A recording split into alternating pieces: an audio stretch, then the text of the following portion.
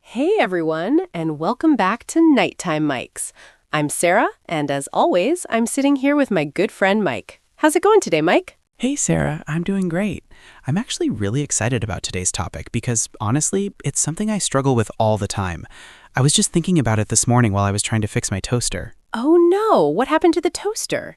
Did you finally give up and buy a new one? Not yet, but I spent about 2 hours trying to figure out why it wouldn't stay down. I was getting so frustrated, Sarah. I had all these tools spread out on the kitchen floor and I was sweating over a toaster. My roommate walked in and just looked at me like I was crazy. He said, "Mike, why didn't you just ask me? I fixed that same problem last week." No way. So you spent all that time for nothing? Exactly, and that's what we're talking about today, the art and the struggle of asking for help. Why is it so hard for us to just say, "Hey, can you give me a hand?" That is so true. I think we all want to feel independent, right? We want to feel like we have everything under control. But in reality, we often end up making things way harder than they need to be. It's like we think asking for help is a sign of weakness. I know, right? It's that superhero complex. We think we should be able to do everything ourselves, whether it's fixing a toaster, finishing a project at work, or even just finding a location when we're lost. Oh, don't even get me started on being lost. My brother is the king of that. He will drive around in circles for 40 minutes before he even thinks about looking at a map or asking a local for directions. I always tell him, just pull over and ask. But he just says, no, I'll figure it out. It's just around the corner. That's a classic, but honestly, I'm the same way. I think it's a bit of pride, don't you think? Like, if I ask for directions, I'm admitting that I don't know where I am. Totally. But let's look into why that is. Why does it feel so uncomfortable? For me, I think it's because I don't want to be a burden. I always feel like I'm bothering people. Like, if I ask you to help me move some furniture, I'm thinking, oh, Mike is probably busy. He doesn't want to spend his Saturday carrying my heavy sofa. That's interesting, because if you asked me, I'd probably say yes in a heartbeat. I actually like helping people. It makes me feel useful. So it's funny, we don't want to ask because we don't want to bother people, but most people actually enjoy being asked. You're right. There's actually a name for that in psychology, I think. It's called the Ben Franklin effect. Basically, if you ask someone for a small favor, they actually like you more because they feel like they've invested in you. No way. That's so counterintuitive. You'd think they would like you less because you're annoying them. I know, right? But it's true. It builds a connection. When you ask for help, you're showing vulnerability. You're saying, I trust you. And people respond really well to that. I never thought about it that way. To be honest, I always saw it as a me problem. Like, I can't do this, so I'm failing. But you're saying it's actually a we thing. It's about building a bridge between two people. Exactly. Think about when we were kids. In school, if you didn't understand a math problem, what did the teacher always say? Does anyone have any questions? And everyone would just sit there in total silence, even though half the class was confused. Oh, I remember that. I would sit there staring at my notebook pretending to write something down because I didn't want to be the only one to raise my hand. I was terrified that people would think I was, well, not very smart. Me too. It's that fear of judgment. But then, as soon as one person finally points out that they don't get it, everyone else sighs in relief and goes, oh, thank God, I didn't get it either. That's the best feeling. When someone else speaks up first, it's like they've given you permission to be confused. We should really try to be that person more often, the one who breaks the ice. Definitely. So, Mike, let's talk about work. I feel like the workplace is one of the hardest places to ask for help, especially when you're new at a job. You want to prove that you are the right choice, right? You want to show that you're an expert. Oh, for sure. When I started my first office job, I was so overwhelmed. My boss gave me this huge spreadsheet to work on, and I had no idea how to use some of the formulas. But instead of asking, I spent the whole night watching YouTube tutorials trying to work it out. I was exhausted the next day. Did you eventually get it done? Well, I did, but it took me 5 times longer than it should have. When I finally showed it to my boss, she said, "Oh, this is great, but why didn't you just use the template we have on the shared drive? It does all the math for you." I felt so silly. Wow, so you did all that extra work for nothing? That's such a perfect example. If you had just reached out and asked, hey, is there a simpler way to do this? You would have saved so much energy. Exactly. I learned my lesson there. Now when I run into a problem at work, I give myself maybe 15 or 20 minutes to try and solve it. If I still can't come up with a solution, I go and ask a colleague. It's much more efficient. I like that rule, the 20-minute rule. It gives you a chance to try on your own so you don't feel like you're giving up immediately, but it prevents you from wasting hours. Right, and it shows that you've actually tried. When you go to someone and say, hey, I've looked into this and tried these 3 things, but I'm still stuck, they're usually very happy to help because they see you've put in the effort. That's a really important point. People are much more willing to help when they see you're not just being lazy. There's a big difference between do this for me and can you show me how to do this? Oh, 100%. One is asking for a favor, the other is asking for a lesson. Most people love being the expert for a few minutes. So what about personal stuff, like emotional support? I think that's even harder for some people, especially guys sometimes. Not to generalize, but do you think it's harder for men to ask for help with their feelings? Honestly, yeah, I think so. Growing up, there's often this message that you have to be tough or strong. Asking for help with your emotions can feel like you're breaking that image. But I'm trying to get better at it. My friends and I have started being more open. Like if one of us is going through a hard time, we'll actually talk about it instead of just talking about sports or video games. That's really cool, Mike. I think it's so healthy. I know for me, if I'm feeling stressed or under the weather mentally, I used to just pull away and stay home alone.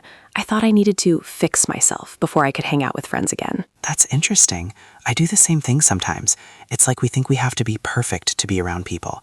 But friends are there to help us get through the messy parts too. Exactly. I had a situation last month where I was just so overwhelmed with moving into my new apartment. I was trying to pack everything, manage my work, and deal with some family stuff. I was about to have a breakdown. Finally, I called my friend Julie and just said, I can't do this alone. And what did she say? She was amazing. She came over with coffee, helped me pack 3 boxes in an hour, and just let me vent. It turned a miserable day into a really nice afternoon. I felt so much lighter afterward. I realized I had been biting off more than I could chew for weeks. Biting off more than you can chew. I love that idiom. It perfectly describes that feeling of taking on too much responsibility. I do that every single time I go to a buffet, but also in life. Me too. But seriously, why do we wait until the breaking point? Why do we wait until we're drowning before we ask for a life vest? Maybe it's because we don't realize we're drowning until the water is over our heads. We think, oh, I can handle one more thing, and then just one more thing, and suddenly, boom. That's so true. It's a slow buildup. I think we need to learn how to check in with ourselves more often. Like, am I actually okay, or am I just pretending to be okay? Yeah, and also we should look out for our friends more. Sometimes people are too shy or too proud to ask, but if you offer help first, it makes it so much easier for them. That's a great point. Instead of saying, let me know if you need anything, which is a bit vague, it's better to say something specific. Like, hey, I'm going to the grocery store. Do you need me to pick up anything for you? Or, I have a free hour on Thursday. Do you want me to help you with that project? Oh, I love that. Specific offers are so much better. It takes the pressure off the other person to ask. They just have to say yes. Exactly. It makes the barrier to entry much lower. You know, Sarah, I was thinking, sometimes we don't ask for help because we don't even know what kind of help we need. Have you ever felt like that? Just generally stressed, but you can't point out the exact problem? Oh, all the time. That's actually the most frustrating feeling. You feel like a mess, but if someone asks, how can I help? You just say, I don't know, because you really don't. In those cases, I think just talking it out helps, like what we're doing now. Just venting to a friend can help you figure out what the actual problem is.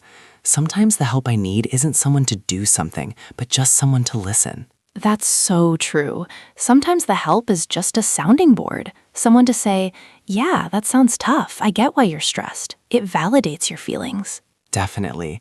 Hey, I have a funny story about asking for help, or rather, not asking for help. A few years ago, I was traveling in Italy. I was in this tiny village, and I was trying to find this specific bakery that everyone raved about. Oh, I love Italian bakeries. Please tell me you found it. Well, eventually, but I spent an hour walking in the wrong direction because I didn't want to use my very bad Italian to ask for help. I was so embarrassed about my accent. I kept looking at my phone, but the GPS was acting up. Oh no, the classic tourist struggle. Right? Finally, I saw this elderly lady sitting on a bench. She looked very kind. I practiced my sentence in my head for like 5 minutes. Dove la panetteria. I finally walked up to her, feeling very nervous, and said it. And? Did she understand you? She looked at me, smiled, and said in perfect English, "Oh, it's just 2 blocks that way, dear, but you might want to hurry. They close in 10 minutes. No way. She spoke English the whole time? The whole time, I had spent an hour sweating and stressing because I didn't want to look stupid, and the answer was right there. If I had just asked the first person I saw, I would have had an extra hour to enjoy a cannoli. That is hilarious. But it's such a good lesson. We build up these huge walls in our minds. Fear of language, fear of judgment, fear of being annoying. And usually, those walls aren't even real. Most people are just like that lady, kind and ready to help. Exactly. It's usually just our own ego getting in the way. So how can we get better at this? How can we make asking for help a normal part of our lives instead of a last resort? I think we should start small, like micro-asking. Ask for something small that you don't actually need help with just to practice the feeling. Oh, like what? Like if you're at the grocery store and you can't find the salt, don't spend 10 minutes looking for it. Just ask an employee immediately. Even if you could find it eventually, just practice the act of asking. I like that. It's like training a muscle. The more you do it for small things, the easier it becomes for the big things. Exactly. And also, we should try to be more teachable. Instead of acting like we know everything, we should embrace the fact that we're always learning. That's a great way to put it. Being teachable. It's actually a very attractive quality in a person. People love hanging out with people who are curious and open to advice. No one likes a know-it-all. Ugh, definitely not. Those people are the worst. They'd rather go down with the ship than admit they don't know how to steer it. Exactly. I'd much rather be on a ship where the captain says, "Hey, does anyone know how to read this compass? I'm a bit confused." Well, maybe not the captain. I'd hope the captain knows what he's doing, but I get your point. Okay, maybe a bad example, but you know what I mean. In a team setting, honesty is so much better than fake confidence. 100%. Actually, in my office, we started doing this thing called Stupid Question Fridays. Stupid Question Fridays? Tell me more. Basically, for 10 minutes during our morning meeting, anyone can ask a stupid question about how the company works or how to use a certain software or whatever, and no one is allowed to laugh or act surprised. Mike, that is brilliant. I bet so many people learn things they were too embarrassed to ask months ago. Oh, you wouldn't believe it. Last week, our senior manager asked how to turn on the out-of-office reply in his email. He's been there for 10 years. Everyone just laughed in a friendly way and showed him. It made everyone feel so much more relaxed. See, even the big bosses need help sometimes. That's so encouraging. It really levels the playing field. It really does. So, Sarah, what's one thing you're going to ask for help with this week? Let's make a pact. Oh, good question. Well, you know I've been trying to learn how to play the guitar, right? Yeah, I remember you mentioned that. How's it going? To be honest, I've been struggling with this one chord for weeks. I've been watching videos, but I just can't get my fingers to move the right way. My neighbor is actually a professional guitar teacher, but I've been too shy to ask him for a quick tip because I don't want to work him for free. But you're not asking for a free hour-long lesson. You're just asking for a 30-second tip. I bet he'd be happy to show you. You're right. Okay, I'll do it. I'll ask him next time I see him in the hallway. Hey, can you show me how to hold my hand for this G chord? There you go. And I'll do the same. I'm actually struggling with my taxes. It's that time of year again. And instead of staring at the forms until my eyes bleed, I'm going to call my uncle who is an accountant and just ask him to walk me through the first section. That sounds like a much better plan than the toaster incident. Hey, leave the toaster out of this. It was a very complicated toaster. Sure it was, Mike. Sure it was. But seriously, it's amazing how much time we save when we just get over ourselves. It really is. And it's not just about time. It's about the stress. That feeling of I'm all alone in this is so heavy. The moment you ask for help, that weight just disappears because you've shared it with someone else. That's a beautiful way to put it. Sharing the weight. I think that's what friendship is all about, really. Definitely. And for our listeners out there, we want to hear from you too. Is there something you've been struggling with lately? Something you've been trying to figure out on your own? Maybe today is the day you reach out to a friend or a colleague. Yeah, don't wait until you're in over your head. Whether it's a math problem, a work project, or just a heavy box that needs moving, just ask. You might be surprised by how happy people are to help. And remember, it doesn't have to be a big deal. It can be as simple as, hey, can you look into this with me? Or can you help me work this out? Exactly. Use those phrasal verbs. Help me out, work it out, figure it out. Look at you, being a teacher. Hey, I'm just trying to be helpful. Well, you are. This has been such a great chat, Mike. I feel a lot better about my guitar chord already. I'm glad, and I feel better about my taxes. Well, a little bit. I still have to actually do them. One step at a time. True. Well, I think that's all the time we have for today's episode of Nighttime Mics. Thanks for joining us, everyone. It's been a pleasure as always. Definitely. We hope you learned some useful phrases today, but more importantly, we hope you feel inspired to reach out to someone today. Until next time, I'm Sarah. And I'm Mike. Keep talking, keep asking, and we'll see you in the next one. Bye, guys. Bye. Wait, Sarah, before we go, do you actually know how to fix a toaster? Mine is still sitting on the floor. No way, Mike. You're on your own for that one. Oh, come on. I thought we just talked about this. Okay. I'll look into it with you after we finish this coffee. That's the spirit. Thanks, Sarah. No problem, Mike. Anytime.